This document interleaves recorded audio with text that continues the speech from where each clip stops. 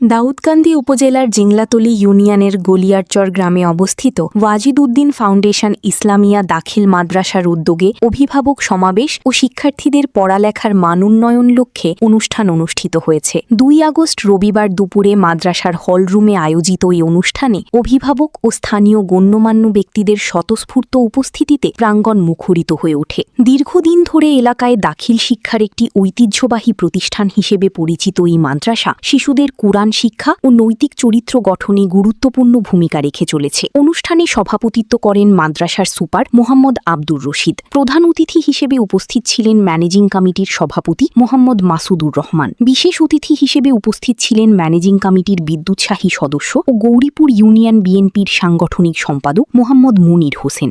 অনেক বড় বড় শিক্ষিত ভালো জায়গায় চাকরি করছে, এটা আমাদের প্রাউড।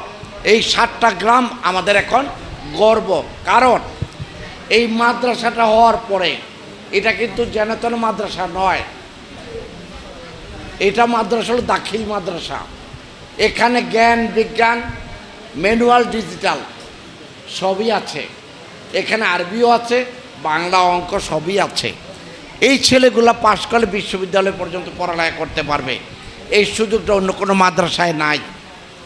এখান থেকে উচ্চ যাওয়ার, এখানে মেট্রিক পাস আমরা যেটা বলি এটা দাখিল পাস, মাদ্রাসার ছাত্রই কেবল ডিজার্ভ করে। আর এই মাদ্রাসার মাধ্যমে আজকে কত ছেলে মেয়ে, প্রায় ধরেন 200, 250, 300, এটা আমাদের জন্য গর্বের বিষয়।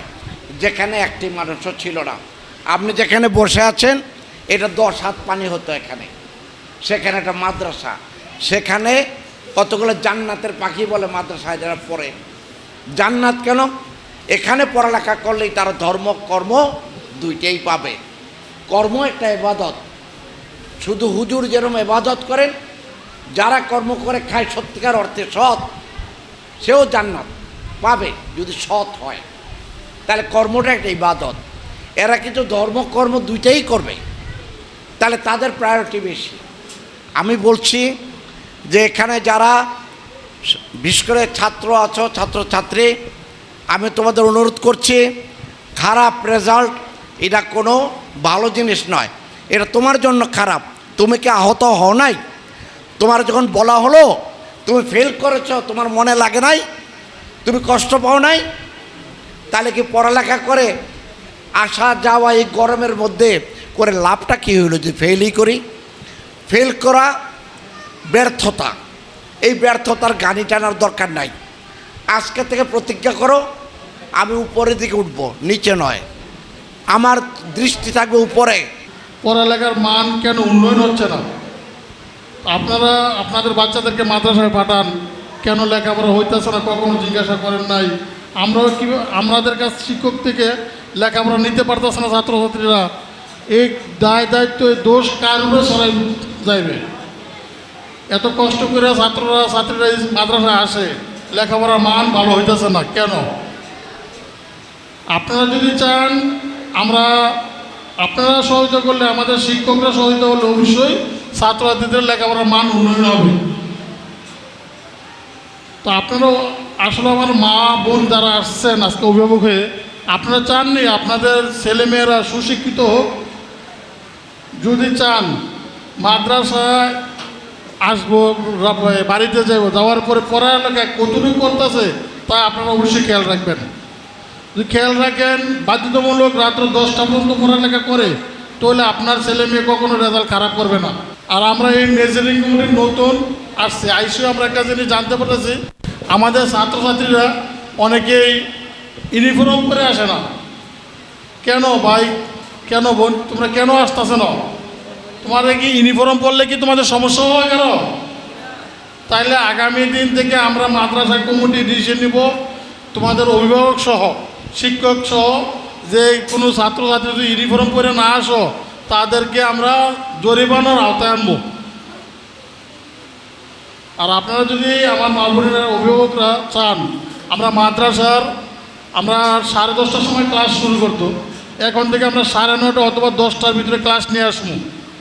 যদি আপনারাও আমাদেরকে সহায়তা করেন, আমাদের শিক্ষকরা কষ্ট করতে রাজি পড়ালেখার মান বাড়ানোর জন্য, সেটা আপনারা চাননি যে আপনাদের ছেলেমেয়েরা আরও 1 ঘন্টা বেশি লেখাপড়া করুন? তাহলে আমরা আজকে মিটিং করব আপনাদেরকে। এই মিটিং শেষ হওয়ার পর আমরা আবার কমিটি মিটিং করব শিক্ষক নিয়ে, আমরা আরও 1 ঘন্টা ক্লাস বেশি করানোর জন্য।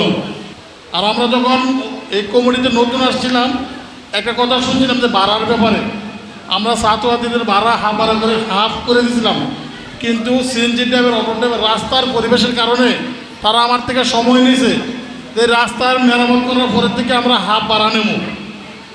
আপনাদের অভিভাবক থেকে একটু সহযোগিতা চাই, মানে 100% সহযোগিতা করবেন যাতে আপনাদের ছেলেমেয়েরা লেখাপড়া করে। আমরা শিক্ষকদেরকে আমরা অনুরোধ করবো, আমরা পাশাপাশি সহযোগিতা করবো যাতে লেখাপড়ার মান ভালো হয়। আরেকটা প্রতিশ্রুতি দিতে চাই, যদি আপনাদের মেয়েরা রাস্তা দেওয়া এই মাদ্রাসায় আসার পর কিন্তু টিচিং শিকার হয়, তাহলে আমার বাড়ি লক্ষ্মীপুর, আমার নাম মনির, হয়তো অনেকে চিনেন, সরাসরি শিক্ষকের কাছ থেকে বলার আগে আমার কাছে বলবেন। যদি 1 ঘন্টার ভিতরে আপনাদের রেজাল্ট না পান, আমি আর এই মাদ্রাসায় ঢুকবো না।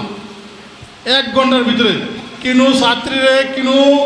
ছাত্র প্লাস পথচারী আমার লক্ষ্মীপুর চরণনগর এই 4 গ্রামের নাগরিক যদি আপনার মেয়েকে টিচিং করে, আপনারা আমার জানাইবেন, 1 ঘন্টার ভিতরে রেজাল্ট পাবেন। অন্যান্যদের মধ্যে উপস্থিত ছিলেন ইমদাদুল্লাহ, সাবেক দাদা সদস্য মোহাম্মদ শ্রাবণ ও সাজেমান, অভিভাবক সদস্য রেজাউল করিম, মোহাম্মদ সাইদুর রহমান, আসমা আক্তার। এছাড়াও অনুষ্ঠানে শিক্ষকবৃন্দ, পরিচালনা কমিটির সদস্য, অভিভাবক ও এলাকার বিশিষ্ট ব্যক্তিবর্গ অংশগ্রহণ করেন। শিশুদের সুশৃঙ্খল, সাবলীল ও আত্মবিশ্বাসী উপস্থাপনা উপস্থিত অতিথি ও অভিভাবকদের মুগ্ধ করে। ওয়াজিদউদ্দিন ফাউন্ডেশন ইসলামিয়া দাখিল মাদ্রাসার মূল লক্ষ্য হল শিশুদের কুরআন শিক্ষা, নৈতিকতা ও শৃঙ্খলার মাধ্যমে আদর্শ মানুষ হিসেবে গড়ে তোলা। আমরা পাঠদানের পাশাপাশি শিক্ষার্থীদের চারিত্রিক উন্নয়ন ও সৃজনশীলতা বিকাশে গুরুত্ব দিয়ে থাকি। স্থানীয় অভিভাবকরা জানান, নিয়মিত এই ধরনের আয়োজন শিক্ষার্থীদের জ্ঞান, শৃঙ্খলা ও আত্মবিশ্বাস বৃদ্ধিতে সহায়ক ভূমিকা রাখে। পাশাপাশি শিক্ষক ও অভিভাবকের মধ্যে সুসম্পর্ক গড়ে ওঠে, যা শিক্ষার গুণগত মান বৃদ্ধিতে গুরুত্বপূর্ণ ভূমিকা পালন করে। অনুষ্ঠান শেষে দেশ ও জাতির সার্বিক কল্যাণ কামনায় বিশেষ দোয়া ও মুনাজাত অনুষ্ঠিত হয়। অনুষ্ঠান সঞ্চালনা করেন মাওলানা মোহাম্মদ রুহুল আমিন। সূচনা community.tv, বিনোদনের পাশাপাশি খবর।